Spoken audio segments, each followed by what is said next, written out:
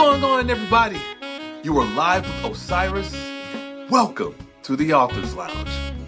The world is filled with storytellers, and I, along with my guests, are here today in the Author's Lounge to help educate and inspire the young generation of writers and creators.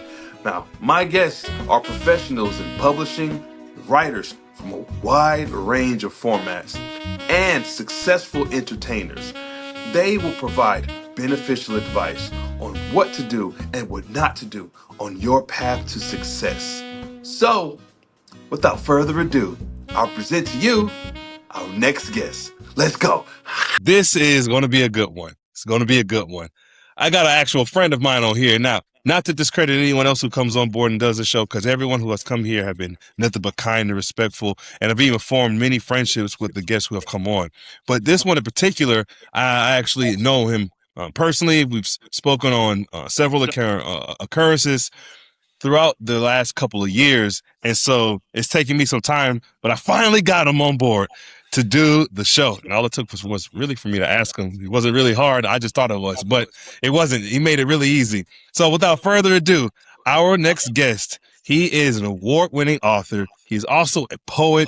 He is a writing teacher, and he is additionally, aside from that, he's also a musician. This man has a lot to his resume, and he has an even great deal more of heart that he offers the world. So without further ado, I present to you my man, my friend, Mr. Douglas Cole. What's going on, good sir? Oh, good morning.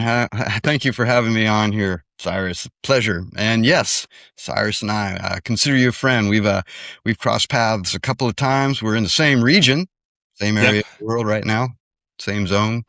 And yes, too, Osiris, a brilliant filmmaker and writer too. And I caught his most recent improvised performance at the San Francisco Writers Conference just this last February, and he stood out. Man, oh gosh, thank you so much. I definitely wasn't expecting the nice shout out because man, I always like the attention. I put it on them, but you know, it's cool hearing it on the other side. Yeah, that was a fun time. That and I think right afterwards, you went right after. Yours was sensational, man. You have this style and this flow to how you perform, and it just sounds so smooth. Oh, thank you. I appreciate it. Yeah. My poem, Brian, my wild hippie friend, Haight Ashbury. Yeah. That was a fun night. Yeah. No, me too. I had brought my niece in with me, my niece and my nephew, with me, and that was their first time even attending anything like that. And they had a great time. And then I got to see one of my proteges out there, Avani Tiwari, and I got to get that took some time to get her to get to that point for me to get her to be a part of the conference in that capacity. But myself and Cheryl, we were able to work some sort of magic, and she was able to get on board. She tore the house down. Oh, she stole the show. Yeah. Oh, how old is she too? She's a young kid, right? Yep. She was 16, turning 17, literally that next day. And came on with so much confidence and read so well, clean, full of energy. I loved it. She was great. Yeah, no, Vani is a star to be. And I discovered her actually there at that conference in 2024 when she was 14 years old. And she had been going there for a couple of years. And when I was doing indie publishing, she and her dad approached me at the Teen Summit when she pitched me her book. And her approach was, it wasn't like the other kids who came to me, because the other ones were wanting to seek advice or, hey, what do you think about this? You know, read this. What do you think of my manuscript? Most of their manuscripts. Sorry, I hear echo. Mic check. No worries. Sorry. Now, most of their manuscripts were 1 to 2 pages. Hers was 10 pages long. And her approach to me wasn't like, hey, what do you think? It was, I know my stuff is good. You need to sign me and let's do this. She didn't say that, but that was the approach. And I was like, oh boy. And she's 14 years old and she just had a fire in her, but she believed in me. She took my information. Her dad took my information. And we connected, and actually, our families became really close. And ever since then, February 2024, we've been in contact consistently. And she took to me as a mentor, and I was helping her the best that I could with poetry, and suggested her make a social media presence, and then she developed her own style. We did a collaboration with the poetry, and she also did she just completely developed her own unique style, built a massive following on social media, and the rest is history. Uh, I'm not sure what I think about people having old souls, but she sure had confidence, and she sure seemed to know herself in a way most folks that age don't. She was super Yeah, impressive. no, for sure. So, man, speaking of poetry and your poetry, you have been doing your thing for a number of years. You have a great deal of experience as a writer, and even to a point to where you teach writing. So, my question to you is, one is, what exactly is it about writing that has you so drawn to it as a form of art? Well, uh, I was saying in one of the panels at the San Francisco conference, actually, that I think what a lot of us are trying to grab, trying to capture in writing is what happened when we first really kind of hooked into reading. Mm-hmm. That feeling when the room disappears and you're in a movie on the page that you're creating too, right? The Mm-hmm. reader's mind is the set director, putting Yeah. everything up on the screen of your brain. And there's something about that I went chasing after in the writing too, and have always been chasing that. It's something magical. I don't really think of writing as sort of for therapy or anything like that. Mm-hmm. But writing poetry, prose, whatever, writing is a really interesting way to any art really is a way to approach life that gives you just that little bit of distance, that little bit of a chance to kind of like consider what's happening. I have a good friend at work, and he says before he speaks, he always would make sure to bite his tongue 3 times, which Yeah. just in terms of you know being respectful and such. In a way, art gives you that little hesitation, gives you that little bit of transcendence, even in the moment, Mm-hmm. right? Yeah. You can be totally in it and experiencing it, and then there's that little artist part of your brain that's always back there going like, "Oh." Yeah. Yeah. No, for sure. Yeah, and I love it. No, that's It's fun. It's a way to keep out of trouble, yes, sir. No, that's for sure. mostly. Yeah, it keeps your mind fully occupied, especially when you can surround yourself with other people who do it as well. Yeah. And that was another thing that I really enjoyed about the San Francisco Writers Conference was the company of other creatives. Granted, there are circumstances like that, aside from attending that conference where you can be around other creators, but that conference in particular, I very much enjoyed because it really focuses in not just on the writing and creative component of that, but it also there's a focus on poets and Yeah. poetry, and I very much can appreciate the the camaraderie that was in that room that night, where there's a stage, there's music, and you tell the pianist whatever you want him to play, or maybe a woman at some point in time, if there would be a woman up there, regardless of gender, whoever's on that stage behind that keyboard, you tell them what you want to play, and more often than not, they will play it for you. And it's beautiful. So Was. you showed me a couple of books before we started this recording. I know again that you're an award-winning author. So if you don't mind, for show us a couple of the books that you have, and what is it about that book or those books that you feel like people should take away before they purchase it? Oh, well, I've got 3 books that are out in the last year cycle. The first of which was this one, The Cabin at the End of the World. You're looking at it backwards, of course. The No, Cabin at the End of it the shows World. up straight for me. Oh, okay. The Yep. Cabin at the End of the World, and this one too. Yeah, it won a couple of awards, but this one it's coming out with Unsolicited Press. I love working with them. They're there in Portland. It's a book that sort of works in this slightly dreamy territory that kind of came around the COVID time and after, and Mhm. just this sort of seeking of a place that you can imagine, but in reality probably never exists. The end of the world. There's no such, geographically, there's no end of the world, right? There's a sphere. And in terms of time, well, anyway, this one has been fun to promote and read from. It's a lot more prose. In fact, the two poetry books, the other one here that I published with, Finishing Line Press, and I've been really enjoyed working with them too. Shout out to Leah Maines and the folks there. This one is based on some writings that I've been doing over the years, a little more over a longer span of time, based on some writings by a guy by the name of Guy Debord, Guy Debord. He's a French. He'd probably categorize himself as a situationist. It's sort of a post-World War II artistic, philosophical, social, theoretical kind of a group that had wacky ideas, kind of Dada inspired, to sort of approach living and art. Part of their gamesmanship is to go into grocery stores and replace the labels on cans with their own labels and stuff like that. But that's more exaggerated. But Guy Debord had this idea of exploring urban spaces primarily with this idea of the psychogeography. And he defines that as being the way in which the areas in a cityscape, an urban scape that we're traveling around in, will draw us in or repel us. And there are ways we're reacting psychologically all the time, and becoming more conscious of that seemed to me like a very poetic kind of way to live and think, and I wanted to explore that. So what's repulsing and drawing you in? And so I've got like poems in Washington, D.C. I've got poems in Washington. I've got poems in Spokane. I got poems in California.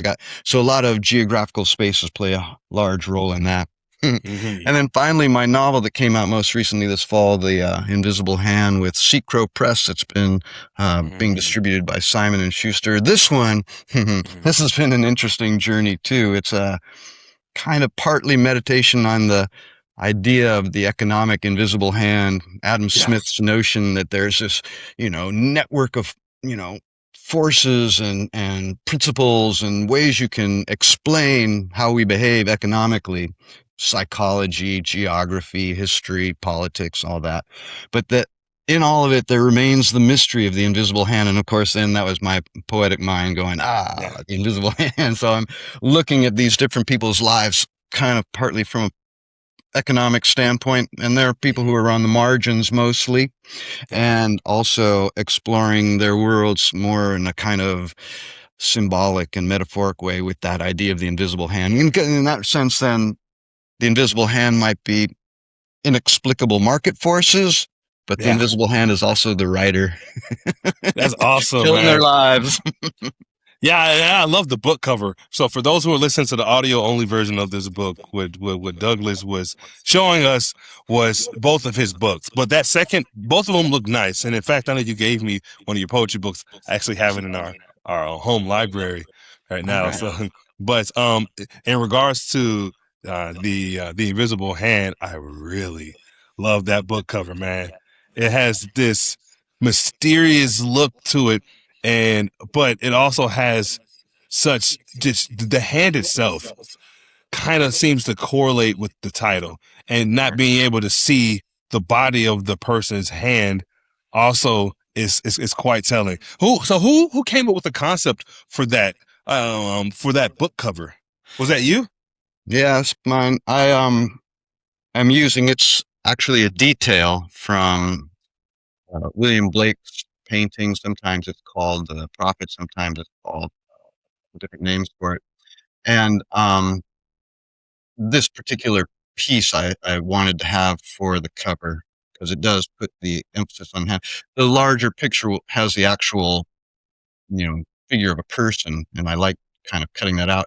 And the folks at Secro, they helped me kind of refine it. And I really like to get this circle, at the center of it. It's got a bullseye look to it, out of which that hand comes like a lightning bolt and has a lightning bolt coming out of it. Yeah. I love the cover too. I got permission from the Fitzwilliam Museum in England to use Blake's. There are many different versions of this painting that he's done over those years. Anyway, I appreciate that. I do love it too. Yeah. No, that's solid. That's solid. When you begin to get into the realm of collaborations, reaching out to other people, and it becomes more of a collaborative project. Even though with the book, it's generally just the writer or just the writers, and a whole team behind the scenes, but really just the writer, right? And so, while we're on the topic of collaborations, I know you have a background in show business. And and I know you'll say minimally with acting, but definitely has spoken with you prior to this, and research has showed me too that you've done some commercials, and you have some experience behind the in front of the camera. So what is that experience like for you as an author and a teacher, but also you do work in front of the camera for the industry? What is that like for you? I go into it more kind of like feel like a journalist, you know. Yeah. In fact, I've got two essays that I published. Um, the titles of which are one is called Background Man. Mm-hmm. I can't remember the journal I published that in, but it was just kind of a diary account of being on the set of Steven Soderbergh's film Kimmy that came Okay. out about 4 years ago. And it was just a fascinating process to watch. It's very boring most of the time, but in Mhm. certain moments, it's extremely interesting. And watching him work, he works actually behind his own camera most of the time, which a lot of Yeah. folks don't. And so I got to be in this. I have a little walk on, no credit background scene, but I get to walk in to this scene with Zoe Kravitz where she's getting kind of dosed with a drug or something by this nefarious umbrella carrying guy who kind of brushed against her. And it's a very paranoid movie. And so it's just kind of fun to watch the process and be a character in another person's story. Yeah. I like the meta layers of being part of someone else's story as much as I love being the creator, you know. Oh, yes. And I was in another one, little piece in Year of the Fox, kind of what's her name? Megan O'Rourke, I think is the name of the filmmaker. She's a local person here in the Northwest too. And I might be Mhm. getting that name wrong. I apologize. But um, I like the process mostly because it was extra money. But Yeah. I love film, and I've written the screenplay of my first book, The White Field, and so I'm interested to sort of peek into, if not take some baby steps into that world of filmmaking. Yeah. But my interests lie mostly with the poetry and the writing. But I do have that, and so I am curious, and I like kind of learning about it, and have been. Mhm. I don't know. I've been doing a little bit of that about 10 years now. Yeah. No, you have a real artistry in you.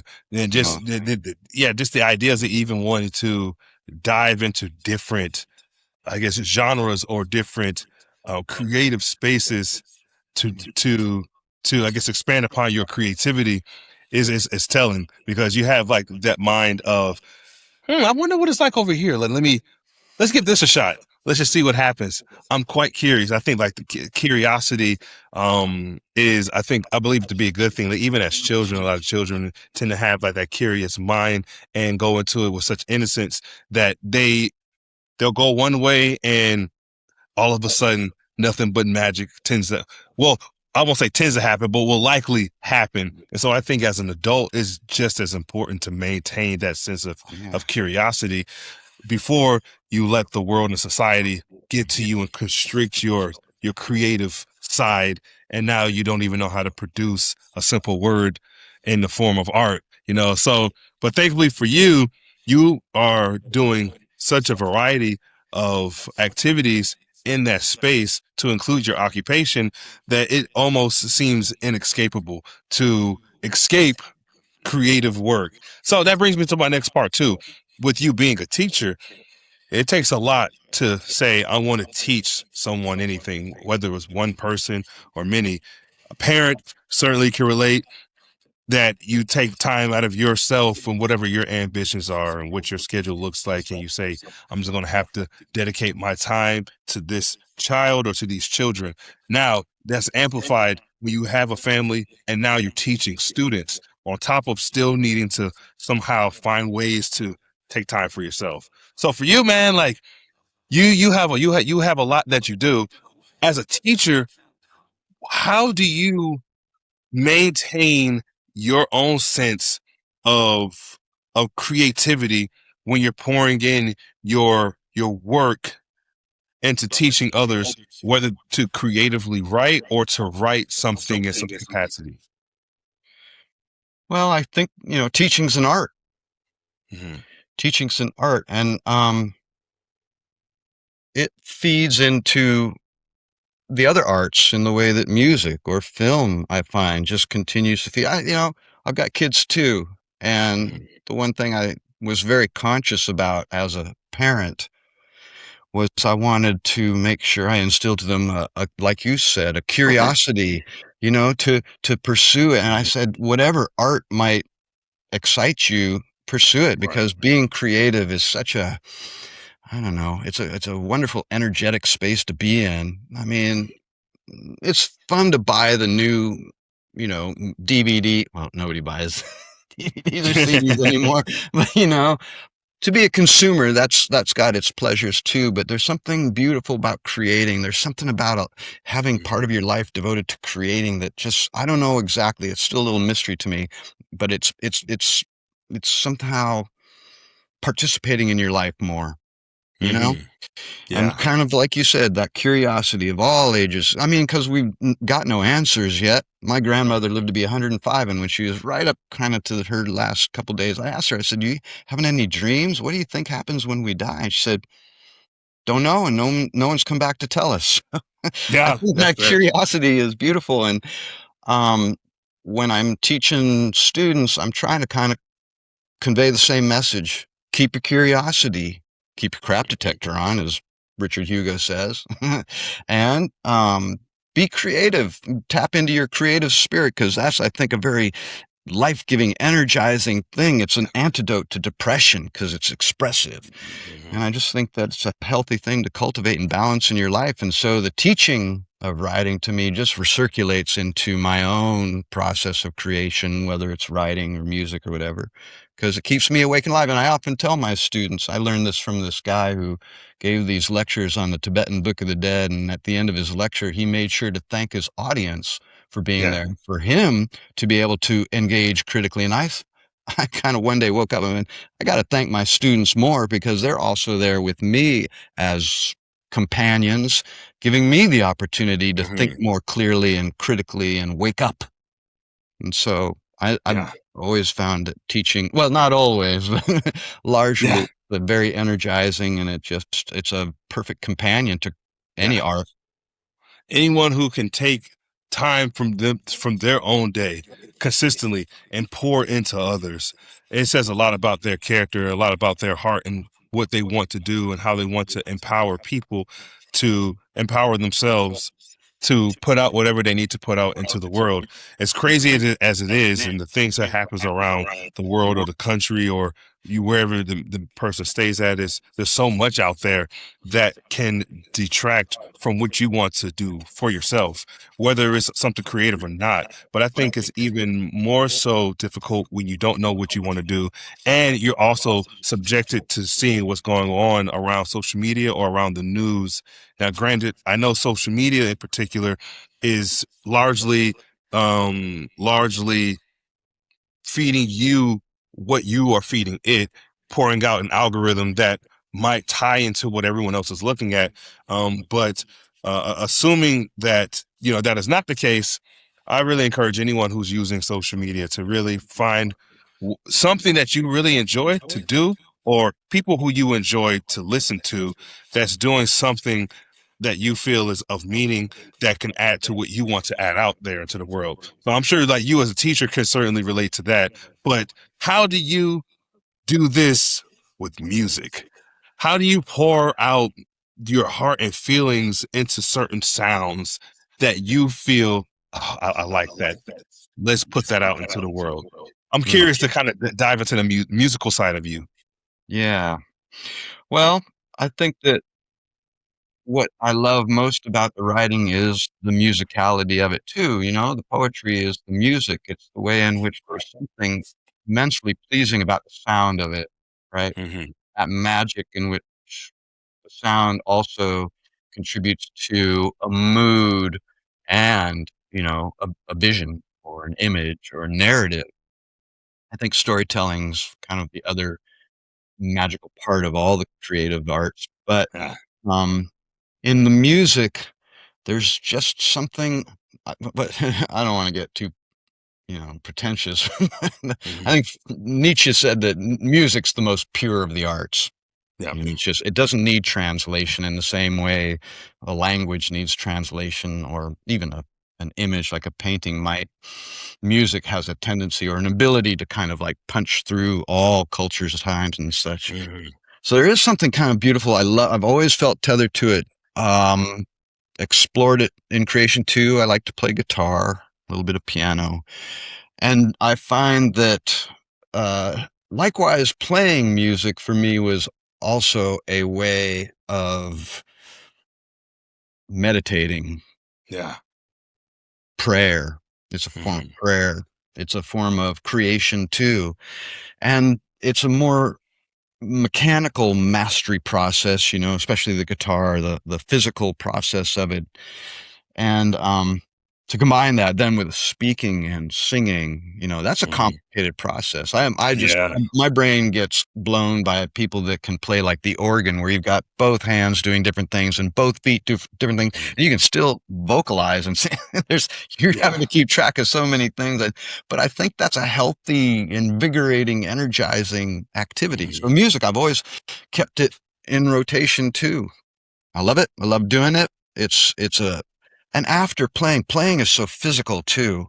Like poetry read when you're reading and you've got it in your body and it's vibrating. I like to tell my students too sometimes that, we are kind of socially, culturally like guitars. Yeah, And if right. you've ever gone into a guitar store and checked out a guitar and you're strumming it and playing it, if you go feel the other guitars, they're vibrating. They vibrate with those same frequencies, and we're kind of like that. And I said, if all of this somehow, I'm chasing after something I don't know yet, but I'm going down these different pathways simultaneously. I mean, Yeah. maybe Robert Frost said that there's a fork in the road, right? Yeah. Right. I'm trying to go down them all. It's not Man, really. hey, but I think you're doing an exceptional job, man. So, like, while on that topic, I'll ask you just one last question. Because while on that topic of just doing so much, some people I have met feel like maybe I have to just do one thing, or maybe I just, maybe I can't have it all, or maybe I want them all, but I can't have it all right now. But more in particular, people have ambition and are afraid to go about and doing it. So, like, what would your advice be specifically to the younger generation? I mean, this is not to be ageist at all, because this can really apply to anyone who just wants to get started, but more in the younger demographic, right? Like the teenagers and those who are in college from like 18 to 25, still fresh, right out of home, or getting ready to be out of home. And they just, I really want to do this, but I'm scared and I don't know if I should, because I don't know if there's a financial gain in it. What would you say to them in getting started? Yeah. It is scary, and risky to follow your dreams, right? And your passions and such. And in some respects, my choice to teach as well was a way to make sure I did have a job, right? And I was getting a paycheck.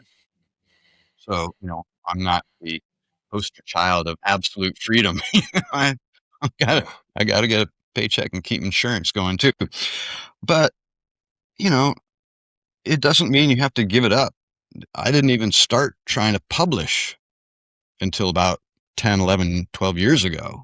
And so I was always making sure there's a part of my heart, part of my mind, part of my time that gets to do art, whatever the art was. And that's an invigorating, necessary part of staying and awake and alive and not becoming just a robotic piece of whatever machinery you're getting paid to do. And in that respect too, I think teaching was a good profession for me because it is creative and you got a lot of freedom in the classroom. So I don't necessarily think you have to pick one particular art form and chase after, but I was not probably going to be a professional musician for some various reasons. I've got some disabilities in my hand from an injury as a kid. I'm not going to be able to play Stairway to Heaven in the same way, whatever. But Yeah. uh, but yeah, I think if you're catching a glimpse in whatever art it is, chase it. And then if another art like music feeds into it, and it stimulates pieces of the brain, and that excites, neighboring territories. It's all connected. It's all connected. And fear, everybody, we're all afraid. We're all afraid, we're not going to get recognized, or we're pretentious, or we're making crap or whatever. But that doesn't matter. So just do, and all of us have our drawers, right, full of poems we'll never show anybody. We've all got the versions that we keep private, and that's fine too. And I think that the actual real question is, what do you decide you're going to bring into the public world, because then you're in that collaborative space like you spoke of, and then you're in a public space, and then it's out in the world. But at the same time, I think always keep your workshop open, always keep your pilot light. It's your art is your pilot light. Yes, sir. Man, your art is your pilot light. That's the perfect way to end this episode, man. Hey, Doug, dude, thank you so much for coming on board, taking this time to really just give me 30 minutes of your time, in addition to the 15 we did speaking before this and the 45 minutes yesterday. Thank you so much, man, for everything. And I'm looking forward to continuing to stay in touch. And hey, that's all I got for you all, everyone. Thank you all so much for taking the time out of your day to tune in to today's episode. Hey, any closing remarks before I let you go, Doug? Oh, it's been a pleasure to be with you, Osiris. And everybody keep your eyes on Osiris, too. He's a filmmaker. More coming. Yes, sir. Man. Thank you so much, man. Hey, you all take care, and we'll catch you next time. That's all I got.